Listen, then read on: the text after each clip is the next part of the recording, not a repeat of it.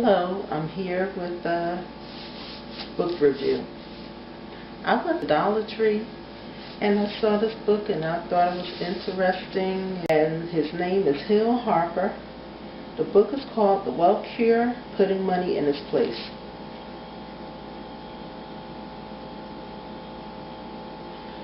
So this is my second or third time purchasing a book from Dollar Tree, and it's a hardcover book and it is excellent.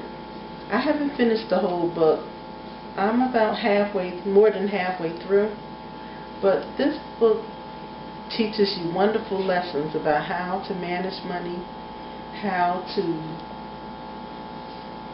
keep money coming in. This man tells about his struggles. He is a graduate of Harper, and he also tells how he lost money. He also had cancer, and he has overcome a lot of things in his life. And he teaches you how, even if you're wealthy, what to do to hold on to your money. And he always lets you know that your health is more important than anything in the world. So no matter how much money you have, if you're unhealthy, if you have a chronic disease, money doesn't mean anything. What it can do is make you a little bit more comfortable if you're going through something like that. But what I love about this book is that he tells you how to rebuild your life. And he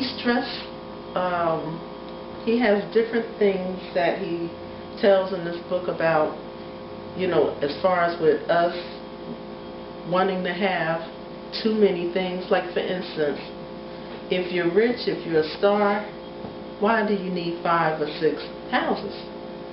It doesn't make any sense. And why you need 6 cars? It's a lot of times we're just throwing money away for no reason at all. Well, the reason really is that people are trying to keep up with other people and trying to impress people. So he talks about that in his book, and it's really eye-opening. I haven't finished the book, but it says on the back, diagnose, treat, comply, maintain, thrive. You can be truly wealthy. And it says the Wealth Cure is intended to redefine our relationship with money and wealth through a return to our fundamental values. That's important, fundamental values. Now, when I was growing up, and a lot of you are going to remember this, our mothers and fathers would not let us go in the living room for nothing in the world. We could not play in the living room. If you snuck in there and ate something in the living room, they saw some crumbs, they would completely go off. And what they were doing is they were trying to give us all values about how to keep what you have. My father, for instance, I remember this living room set that he had. I forgot how old. I think I was maybe 9 or 10 years old. And my father had that living room set over 20 years. He kept it for the longest. And I'm telling you guys, it was clean, it was spotless. Well, for one thing, he had plastic on it. You remember they used to have the old plastic covers, which I didn't like that. But even when the covers came off, he maintained that furniture and it looked nice. Our house always looked nice and neat. So if you have kids and they're tearing up everything and you have them all over the place, you're not going to be able to save any money. You're not going to be able to hold on to what you have, because you will be constantly putting out, replacing things. I tell my daughter this. She was born in the late 80s and she doesn't understand really what I'm telling her, but I still keep trying to put it into her that we have to, if we want God to bless us, we have to show Him that we are thankful and that we will take care of what we already have. Now you see that right there? I have a story about this, and I will be right back to tell you about it. So I have a story about the rental centers, the furniture rental centers, and they tend to have a lot of those in the inner city. And I noticed that a lot of people, instead of just saving their money and finally going and get their living room set or bedroom set, they go to these rental places and they're charging you a lot of money. And before it's over with, you done paid more for the furniture than it's worth. Is that I have a friend, and she was in a bind one time, and she said, I have some family coming out of town and they're going to stay at my house, and I don't like my furniture. And she had missing pieces of furniture and all that, and she said, I have to get some furniture as soon as possible. So I said, well, don't they accept you for who you are? She said, oh, I got to hurry up and get it. They can't see me like this and all that kind of stuff. So it was her business. So I just left it alone. But what happened was, her family came and everything, and they complimented and said that her furniture was nice, and it was beautiful.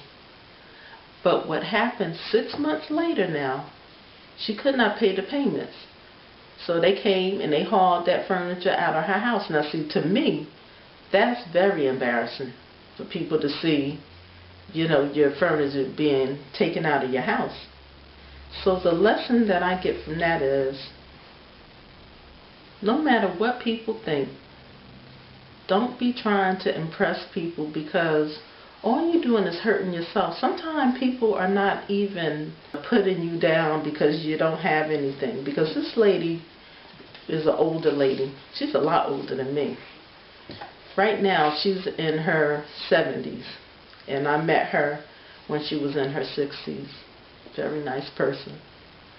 But her family already knew she didn't really have anything. So why did she have to impress, especially family? Why do you have to impress family?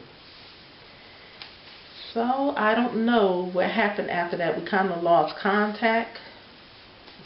And we have a problem in our community about saving money. We just want to jump out there, buy the latest thing that's out there. I'm not saying to deprive yourself. But what I am saying is that you have to really, really think, put a lot of thought behind what you're buying, how you're going to pay for it, and make sure that everything else is paid, like your bills. Because I have seen some people get put out of places and have some TVs and all kinds of things, and they got put out of their apartments and their houses, so they didn't have their priorities straight. So what I'm trying to do is, I'm trying to feed my spirit with a lot of books that's really helpful. Good book, and it's something that will help me, not just now, help me in the future. It is worth it. And when I saw this book for $1, I said to myself, it must be something wrong with this book. And the reason why I picked this book up, look at this man. This man is gorgeous. And while reading this book, I found out some information that he owns some buildings and stuff in an area that's a city that's not too far from mine. So I was really, really pleased when I saw this and started reading it. Make sure that you go to the Dollar Tree and pick up this book, because you will get a wealth of information that's in this book. My mother always told me that, she said, if you want to know some secrets, make sure you go and get a book, because they put it in books because they figure that you're not going to read it. And if you buy that book, and especially stuff about wealth building, how to maintain your income, and like the Susie Orman books, and different things like that. A lot of times, go to that library, you can go to that bookstore and get some books, and you will have an education. You definitely will. You can teach yourself. There are people on YouTube that I just love and I got so much information from, and that is Spark Wisdom. Her name says it all. She has a lot of wisdom, and you can learn a whole lot from this young lady. And also Abdul S. Mohammed. I watch his videos, and a lot of them are really eye-opening, and he is very frank about what to do and what not to do regarding money and how it's spent. And there's some other ones that have really fed my spirit with their wisdom. So again, get to Dollar Tree and get it. Get it while you can find it. And I will talk to you guys later. Bye.